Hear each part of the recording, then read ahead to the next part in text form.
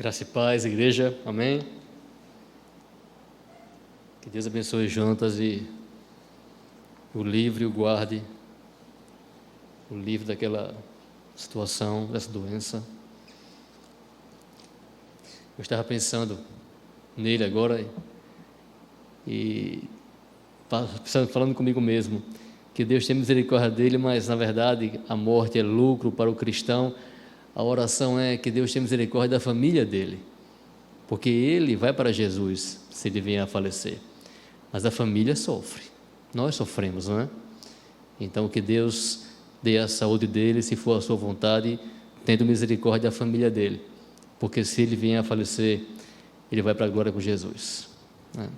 Pastor, deixa eu só dizer que também o que nos deixa assim um pouco tristes, não com Deus, em hipótese alguma, é porque ele tem uma filhinha que nasceu no final do ano passado, ele mal pôde Meu Deus. pôr os braços, um casamento recém-típico, Sim.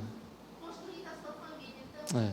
sabe, isso tudo mexe. Mais uma razão para orar, A né? gente que é pai e mãe, que vê essa situação dos Isso. nossos filhos, a gente se coloca no lugar. Uhum. Esse é o lugar mais difícil da gente estar, no lugar do outro. É verdade, é verdade. Que Deus abençoe em nome de Jesus, João, da sua família. Meus irmãos e minhas irmãs, vamos abrir a palavra do Senhor lá no livro de Atos. Atos, capítulo 6. Nós leremos todo o capítulo. Todo o capítulo 6. Amém? Vamos ficar de pé? Vamos ler juntos todos os versículos.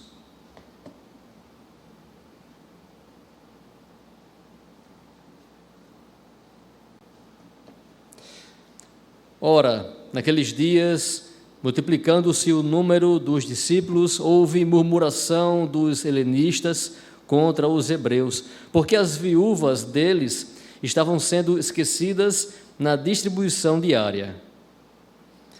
Então, os 12 convocaram a comunidade dos discípulos e disseram: não é razoável que nós abandonemos a palavra de Deus para servir às mesas. Mas, irmãos, escolhei dentre vós 7 homens de boa reputação, cheios do Espírito e de sabedoria, aos quais encarregaremos deste serviço. E quanto a nós, nos consagraremos à oração e ao ministério da palavra.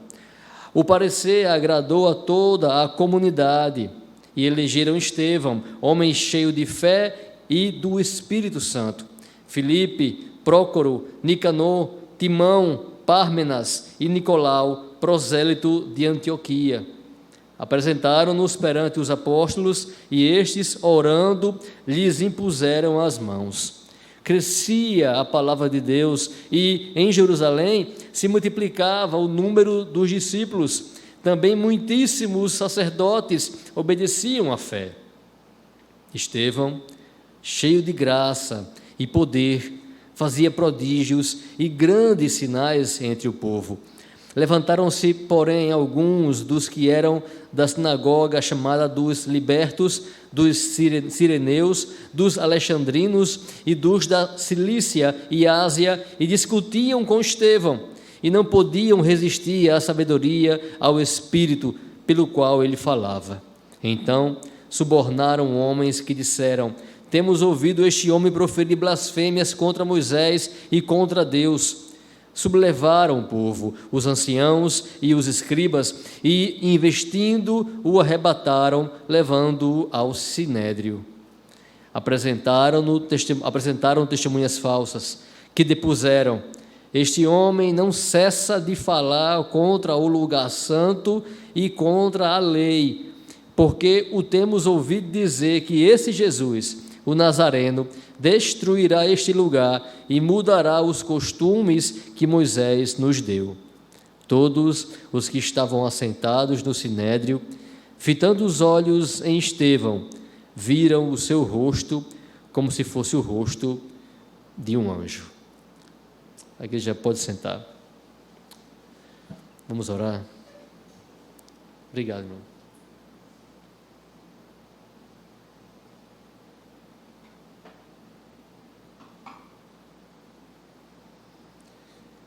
Vamos fazer uma oração e pedir que Deus fale conosco.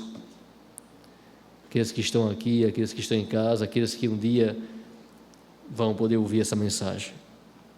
Senhor, esse povo veio aqui, Senhor, o teu povo está aqui para ouvir a Ti, Senhor, não a mim, para ouvir a Tua palavra, as Tuas ideias, meu Deus, a Tua vontade, não as minhas ideias, não a minha vontade, Senhor.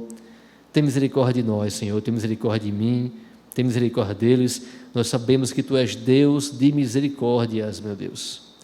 Por isso te peço, perdoa o meu pecado, perdoa os nossos pecados, e em nome de Jesus, fala conosco, nos ensina nesse momento, nos revela a Tua palavra, Senhor, ilumina a nossa mente para entender a Tua revelação, Senhor, que está aqui escrita, e que em nome de Jesus possamos ter alegria nessa palavra, crer nessa palavra e esperar que ela venha se cumprir em nossa vida mais e mais. É no nome de Cristo que eu te peço isso, Senhor, e eu te agradeço. Amém. Aparentemente, irmãos, parece que teríamos aqui duas narrativas. Uma narrativa histórica sobre a criação, a instituição da diaconia, né? E depois uma narrativa histórica também sobre Estevão. Mas eu creio diferente. Eu creio que aqui existe uma narrativa longa que usa o capítulo 6 e o 7, e a primeira parte dela está no capítulo 6. E diz respeito a Estevão, diz respeito a ele, a mim, a você, fala dele, fala de Paulo, fala de Jesus. Porque essa passagem, essa história desse homem vai mostrar como Deus pode fazer com que cada cristão, aí na multidão, que ninguém conhece, possa ter uma vida muito semelhante à vida de Jesus Cristo. Como Deus pode fazer com que eu e você venhamos a viver de maneira muito parecida como Jesus vivia, e isso tanto na bênção como também nas lutas pelo reino de Deus. A história de Estevão é a história de um homem que se parecia com Jesus, assim como Paulo, que viu Estevão morrer, que era Saulo na época e que depois também se parecia com Jesus, e tudo aquilo que Saulo viu em Estevão, ele iria viver. As controvérsias, o ódio daqueles que se opunham ao Evangelho, o amor de Estevão, a comunhão de Estevão, Paulo iria viver, e também a sua morte pelo Evangelho. Pelo Evangelho. Então, a história de Estevão é também a história de Paulo, é a nossa história, é a história de Jesus Cristo, nosso Senhor, porque somos cristãos, pequenos cristos. A história tem início com uma bênção muito grande. A igreja se multiplicava mais e mais, muitas pessoas se assomavam à igreja, e aquilo gerou um problema. As viúvas gregas deixaram de ser assistidas pela igreja, não recebiam mais a ajuda da igreja, como as outras viúvas judias, ou hebreias, na verdade. Então, surge uma murmuração no meio da igreja. Aí você entende, né? Como Atos descreve a igreja tantas vezes de maneira tão maravilhosa, tão linda, não é? Mas também havia problemas. Sempre houve, porque nós temos pecado, né? O céu ou a nova terra não é agora, virá depois. Então surge aquele problema, mas ninguém poderia imaginar o que estaria por vir, porque daquele problema surgiria os diáconos, os oficiais da igreja, uma bênção do Senhor. Essa palavra fala sobre isso, sobre uma pessoa que estava na multidão, vem para trabalhar na igreja, recebe de Cristo o ministério, e cada vez mais ele vai crescendo, progredindo em Cristo, se parecendo e se transformando mais em Cristo. Surgiu aquele problema, então os discípulos entenderam que eles não poderiam ajudar aquelas viúvas. Essa ajuda era realmente financeira. Naquela época, a viúva ela não tinha a quem recorrer. Tiago fala, irmãos, que a verdadeira religião é você ajudar a viúva, o órfão e guardar a sua língua. Então, eles estavam trazendo uma instituição de homens que fariam uma missão muito nobre, muito especial. O Evangelho não é só pregar, o Evangelho também é ajudar aos necessitados. E a diaconia foi por Deus levantada para fazer isso. Diaconia, aqui está a palavra diaconia, que pode se chamar também alívio, ou também servir. É aquele que serve, é aquele que traz alívio para as pessoas. Esse é o diácono. Então ali Deus vai instituir esses homens, esses oficiais, dentro da igreja. Missão importantíssima para a igreja do Senhor. A verdadeira religião tem que ter esse serviço, mas ninguém imaginava o que estaria por vir. Porque os apóstolos resolvem que deveriam ser chamados dentre a igreja homens que tivessem uma boa fama, tivessem um bom testemunho aí fora. Homens que fossem cheios do Espírito Santo e homens que tivessem sabedoria para realizar esse serviço. Veja que o texto fala, para realizar este serviço. Na cabeça deles, talvez, é provável, que o diácono iria fazer aquilo, teria ênfase naquela área, e de fato é assim. Mas Deus ia mostrar como um cristão pode, cada vez mais, ir crescendo na obra do Senhor, de maneira que você pode realmente ajudar aqueles que necessitam de ajuda, mas você pode também, cada vez mais e mais e mais, pregar o Evangelho, cheio de unção do Espírito Santo. Você pode amar, que é o capítulo 7, e você pode ter uma comunhão extrema com Deus, e você pode morrer pelo Evangelho, como Jesus morreu. Essa foi a história de Jesus. Essa é a história de Estevão. Eles se reúnem e resolvem escolher 7 homens, e dentre eles havia Estevão. Aí ele fala, homem cheio do Espírito Santo, homem cheio de fé. McLaren vai dizer que o ser cheio do Espírito Santo, chegar a essa condição de estar cheio do Espírito Santo, só chega quem tem fé. Tem que ser um homem, tem que ser uma mulher de muita fé. É essa fé, é o caminho da fé que vai nos levar a estar cheio do Espírito Santo. E existe uma passagem sobre isso, muito importante, irmãos, que fala claramente, exatamente essa ideia, que está lá em Efésios 3,19, quando Paulo fala que ele vai se colocar de joelhos perante o Pai, ele vai orar para que a igreja Cristo possa habitar no coração da igreja pela fé. Ele disse, me põe de joelhos diante do Pai para que Cristo habite em seu coração pela fé. Veja, pela fé. Aí ele conclui, e vocês possam conhecer o amor de Jesus Cristo, que excede todo o entendimento, e assim estarem preenchidos, estarem cheios de Deus, na plenitude de Deus. Ele fala, e conhecer o amor de Cristo, que excede todo o entendimento, para que sejais cheios até a inteira plenitude de Deus. Cheios de Deus, cheios do Espírito Santo.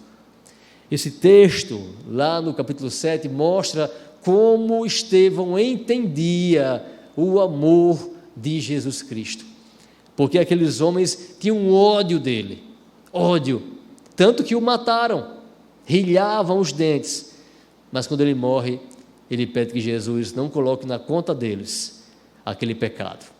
Que amor, não é, irmãos? Que amor. Parece com Cristo falando lá na cruz, né? Aquela frase, eles não sabem o que eles fazem, com aqueles que estavam prendendo ele, pregando ele na cruz. Esse homem, ele se parecia com Jesus, E eu e você podemos também ser parecidos com Jesus. E o caminho, tudo começa na fé, pela fé. Paulo ora para que Cristo habitasse no coração deles pela fé, para que eles conhecessem o amor de Deus, o amor de Cristo, e para que Deus, assim, por causa disso, enchesse aqueles homens, aquela igreja de Éfeso, de Deus, a plenitude de Deus, vinda pelo conhecimento do amor de Jesus. Estevão era assim, homem cheio do Espírito Santo. Irmãos, o Espírito Santo ele pode se entristecer em nós. Quando nós pecamos, quando nós vivemos praticando ou errando, ele se entristece. Deus se entristece em nós. Ele fala, olha, não entristeçais o Espírito Santo. Então abandone a gritaria, a blasfêmia, a ira, a cólera, abandone. Não deixe o Espírito Santo triste. Outra passagem, lá em Tessalonicenses, 1 Tessalonicenses 5,19, ele fala, não apagueis o Espírito. Outra versão fala bem assim, não apagueis o fulgor do Espírito. Não é que vai sair de você o Espírito Santo, não é isso, mas ele vai como que silenciar em nossas vidas. Isso é muito triste, irmãos. Nós temos a capacidade de apagar o fulgor do Espírito. Como, Henrique?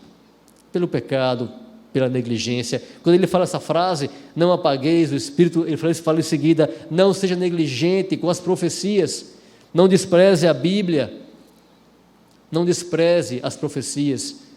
Então, nós podemos entrar em uma vida de frieza espiritual tão grande que, ficamos distantes daquela vida que Estevão tinha e que Deus quer para nós, porque estamos apagando o Espírito, porque estamos entristecendo o Espírito com as nossas práticas. Mas em outro momento, Paulo fala o contrário, fala para você se encher do Espírito, também lá em Efésios, né? Ele fala não se embriagar com vinho, mas enchei-vos do Espírito. E ele começa a falar como é que nós poderemos buscar isso. Ele diz, e não vos embriagueis com vinho, no qual há dissolução, mas enchei-vos do Espírito, falando entre vós com salmos. Como é que eu posso me encher do Espírito?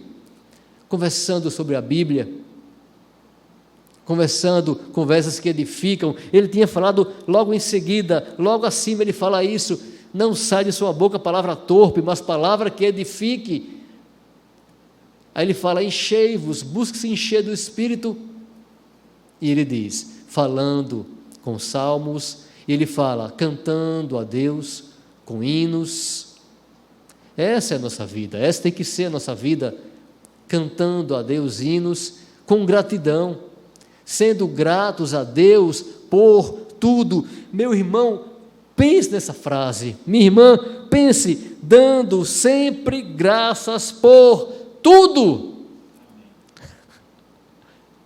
Por tudo. Henrique deu errado, graças a Deus. Essa é a vontade de Deus para você e para mim, dando sempre graças a Deus por tudo. Louvando a Deus, cantando hinos, falando sobre a Bíblia, conversando sobre os salmos. E ele fala, sujeitando-vos uns aos outros no temor de Cristo. Ou seja, seja humilde. E não seja humilde somente para com Deus, seja humilde com o seu irmão. Porque eu já ouvi uma vez a pessoa falando que nós temos que ser humildes apenas para com Deus. Eu tenho que me sujeitar somente a Deus. Sujeite-se também ao seu irmão, à sua irmã. Não seja orgulhoso. É assim que nós vamos buscar estar cheios do Espírito Santo, orando e praticando essa vida. Eu tenho que levar isso aqui a sério. Eu tenho que ir para casa hoje pensando, meu Deus, eu tenho que cantar mais louvores. Eu tenho que ouvir e cantar mais louvores, mais hinos. Eu tenho.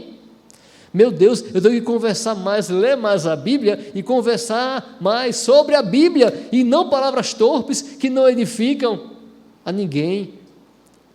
Eu tenho, Senhor, que dar graças por tudo, até aquilo que deu errado.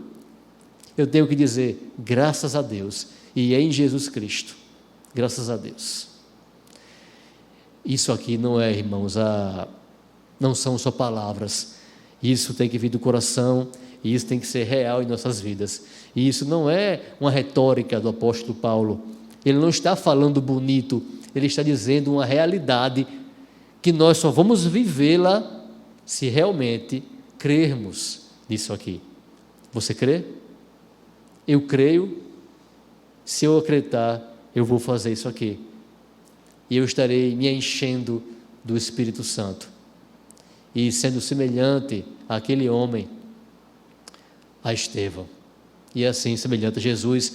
Tudo começou aí, um homem na multidão, cheio do Espírito Santo, e por causa disso, ele tinha sabedoria, e por causa disso, ele tinha bom testemunho diante das pessoas, e por causa disso, ele foi chamado para trabalhar na obra do Senhor de maneira mais efetiva. Foi chamado para um ministério. Isso aqui não fala somente dos diáconos, fala de cada um de nós, de como Deus pode chamar você e fazer você progredir cada vez mais na obra e na vida de Jesus Cristo. Ele chega, ele vem, ele mais 6 homens. Então, os apóstolos fazem uma oração impondo a mão sobre eles, e algo incrível acontece. Agora Estevão tinha um ministério do Senhor consigo, e Estevão começa a fazer uma coisa que só os apóstolos faziam. Ele faz sinais e prodígios. Vejam, como aquele homem que lá atrás dava um bom testemunho, era sábio, estava cheio do Espírito Santo, e tudo começa aí, em estar cheio do Espírito Santo. Veja como aquele homem agora tinha entrado no ministério da igreja, e mais do que isso, ele fazia o que os apóstolos faziam, sinais, maravilhas, prodígios, irmãos, prodígios, e aquilo começou a incomodar mais uma vez os judeus. Aí você deve se perguntar assim, por que é que judeus lá de Alexandria, daquela região, chegaram para debater com Estevão? Por quê? Porque sempre, quando a Bíblia fala dos judeus se levantando contra os apóstolos, né, são sempre judeus ali do templo, daquela de Jerusalém mesmo, mas de repente chegam judeus lá de Alexandria. Sabe por quê? Porque essa região aqui era região de homens altamente racionais, racionalistas na verdade, homens que seguiam a filosofia de Platão, lá em Alexandria, inteligentíssimos, muito inteligentes, demais, judeus, conhecedores da Bíblia, e esses homens chegam diante de Estevão para debater com Estevão, e ele debate com eles. Mas estava escrito também que Estevão, depois daquela oração, Estevão estava cheio de graça e de poder. Ele já tinha sabedoria, agora estava cheio de graça e de poder. E ele debate com eles. E eles não conseguem vencer o debate. Tanta inteligência, tanta cultura, tanta coisa, tanta filosofia, tanto conhecimento do Antigo Testamento. Eles eram judeus. Eles vinham de uma sinagoga, eles ensinavam a palavra de Deus, mas eles não conseguiam derrubar, destruir Estevão. Estevão vencia, mas não era ele que vencia, era o Espírito Santo em Estevão. O texto é claro, eles não resistiam à sabedoria e ao Espírito, porque o Espírito estava em Estevão. O Espírito falava por Estevão. E Cristo tinha dito isso já, irmãos, para nós. Ele disse que quando nós fôssemos levados aos tribunais, ele fala, não se preocupem com o que vocês vão dizer, porque Deus vai dizer, Deus vai te falar o que você deve dizer. O Espírito Santo vai falar para você. Isso não quer dizer, irmãos, que você não deve ler a Bíblia, não deve estudar. Isso quer dizer que essa obra é do Senhor, não é sua. Não será a sua inteligência, não será, e nem a sua cultura. Tanto é que Deus preparou essa história, colocando Estevão diante de homens cultos e inteligentíssimos de Alexandria. Não adiantou nada, eles não conseguiam resistir à sabedoria do Espírito Santo que estava em Estevão. Não conseguiam, irmãos. Aí, eles preparam um plano. E você vê como em todo instante a história de Estevão se assemelha à história de Jesus. Um desconhecido que de repente aparece para ser batizado por João Batista. Estevão, outro desconhecido que de repente aparece e toma a frente do ministério. E algo ocorre com ele, porque ele começa a agir como Cristo agia. Eles dizem aqui que ele não parava de falar contra o templo e contra Moisés, contra a lei, o que era uma blasfêmia, era uma mentira. O texto fala que eles estavam mentindo. Ele não falava mal do templo ou de Moisés, não era isso. Estevão provavelmente estava explicando o evangelho que Paulo tão bem explicou, dizendo que a lei não pode salvar ninguém, que temos que viver a lei, mas de fato ela não poderá nos salvar. A lei é uma consequência, a obediência à lei é uma consequência da salvação que nós já temos, é um sinal de que somos salvos. Obedecemos a lei porque ganhamos de Deus a capacidade de obedecê-la, e isso não completamente. Então Estevão talvez pregasse isso para eles, mas eles falam que ele não parava de falar. Ele não para de falar contra o templo e contra Moisés e contra a lei. O que isso quer dizer, irmãos? Que Estevão vivia o evangelho. Você entendeu?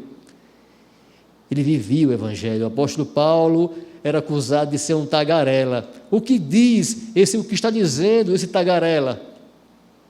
Sabe por quê? Porque eles não paravam de falar de Jesus. Não paravam de falar de Jesus.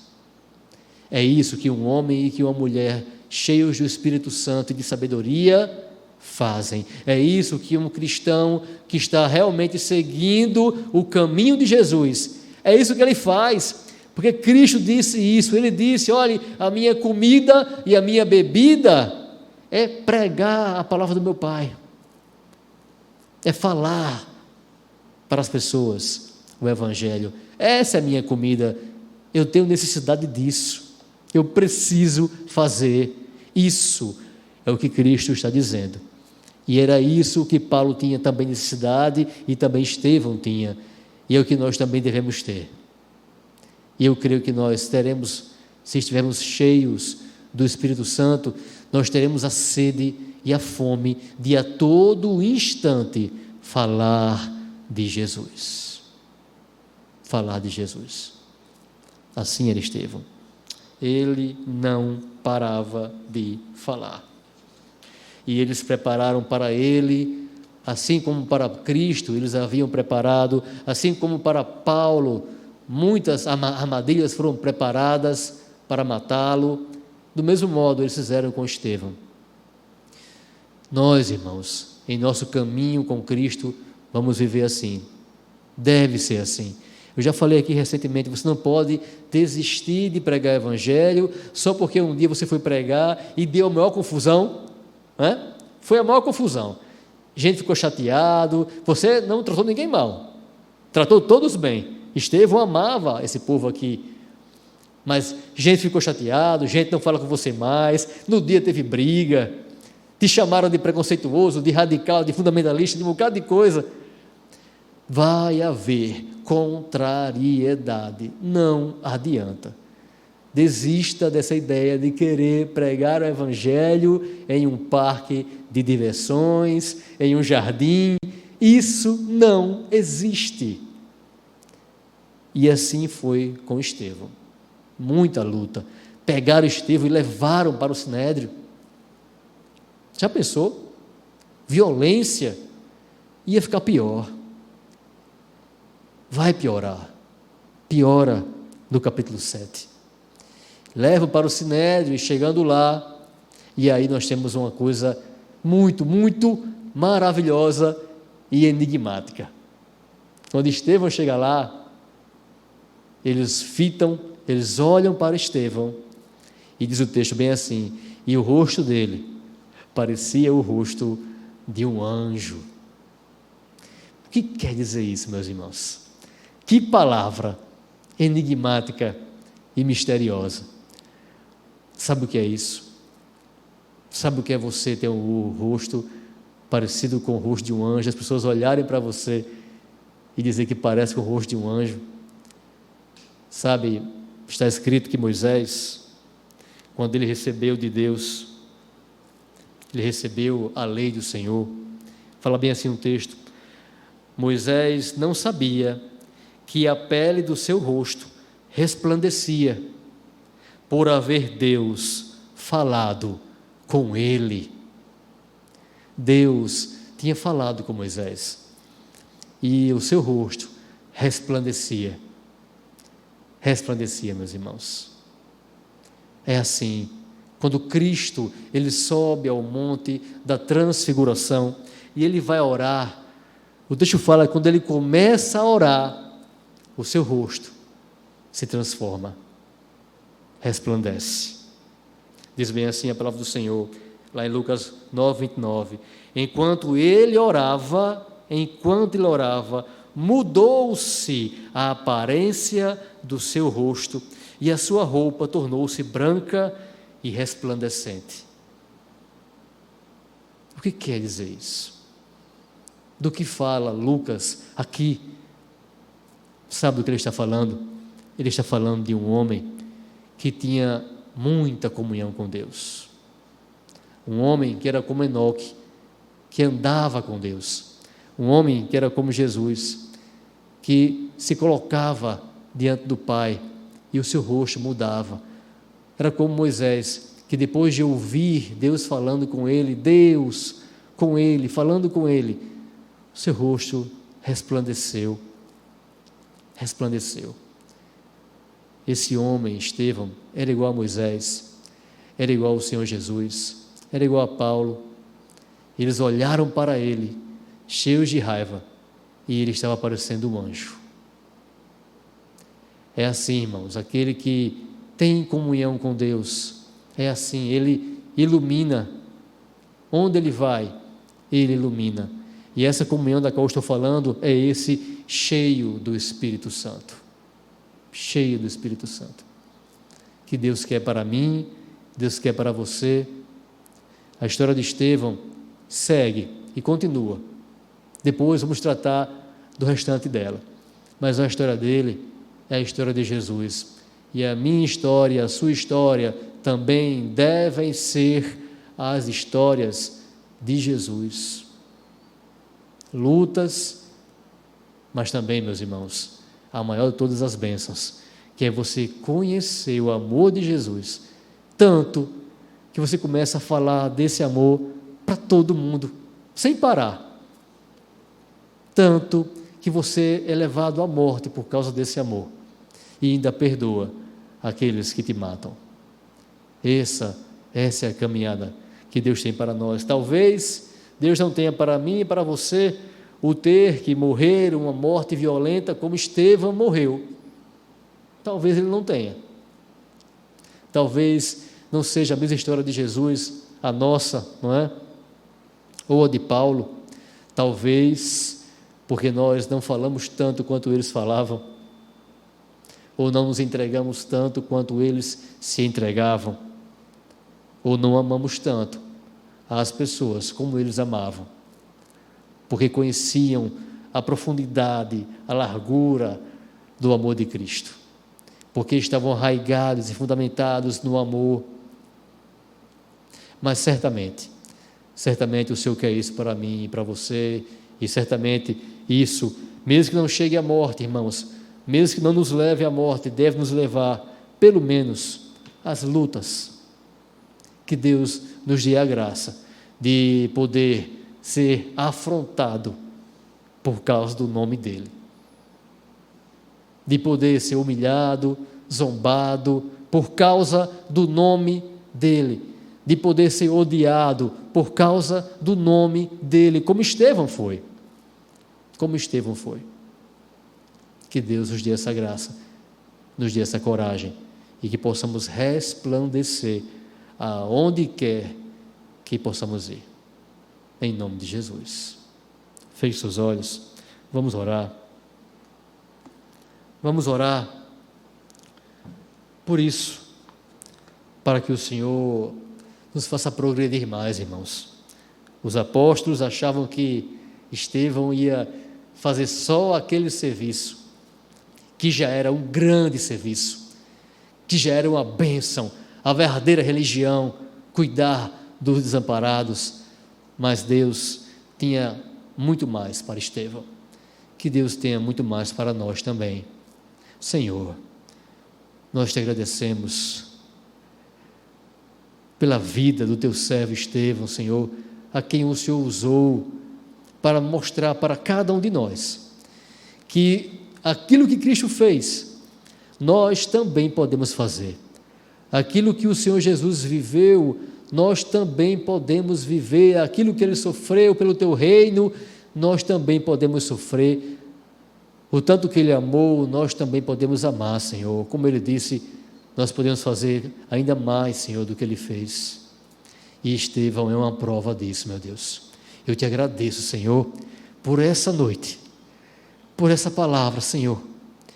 Eu te agradeço e eu te peço que essa palavra possa ficar guardada no coração da tua igreja, e que a tua igreja possa viver, possa buscar estar cheia do teu Santo Espírito, Senhor, cheia do teu Santo Espírito, de sabedoria, de amor, de graça e de poder, para que possamos, pelo menos um pouco, sermos semelhantes, sermos parecidos com o teu Filho Jesus. É no nome de Jesus que eu te peço e eu te agradeço, Senhor. Amém, meu Deus. Amém. Vamos